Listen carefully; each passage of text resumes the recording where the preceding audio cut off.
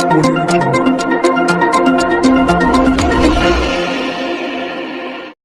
શહેરના unique hospital પાસે આવેલા ગણેશ આર્ટિસ્ટના પંડાલમાં અજાણ્યા શખ્સોએ 15 જેટલી ગણેશજીની મૂર્તિઓ ખંડિત કરી હોવાનો વિડીયો વાયરલ થયો છે.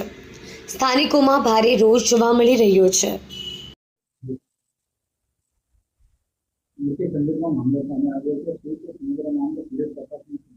આજ રોજ 4 વાગ્યાથી 5 વાગ્યાની વચ્ચે રામનવમી દેવનાથ કરીને મૂર્તિકાર છે, જેઓ યુનિક હોસ્પિટલની બાજુમાં પોતે મૂર્તિઓ બનાવે છે અને પોતાનું મૂર્તિ બનાવવાનું પંડાલ લગાવેલું છે. અમને પોલીસને જાણ કરી કે પોતાના પંડાલની અંદર 200 જેવી મૂર્તિઓ, જેમાંથી 10 થી 12 મૂર્તિઓના આંગળીઓ તૂટેલી છે અને થોડી હથેળીઓને પણ નુકસાન થયેલું જાણવા મળ્યું છે.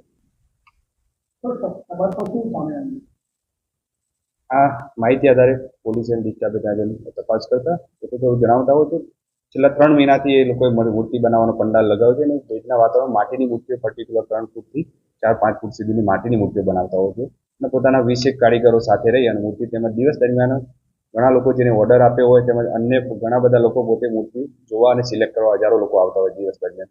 હવે એ દરમિયાન ક્યારે બનાવ બને એ ખ્યાલ નથી, અથવા એ પોતે ત્યાંથી જેનો ઓર્ડર હોય એ મૂર્તિઓ ત્યાં નજીક ગોઠવેલ ત્યાંથી પણ મૂર્તિઓ બહાર કાઢતા હોય છે. તો એક શક્યતા એવી રહેલ છે કે બહાર કાઢતી હોય નાની મોટી મૂર્તિના હાથ કે બીજી વસ્તુ લાગી જવાથી આંગળીનો ભાગ તૂટી જવાની શક્યતા છે.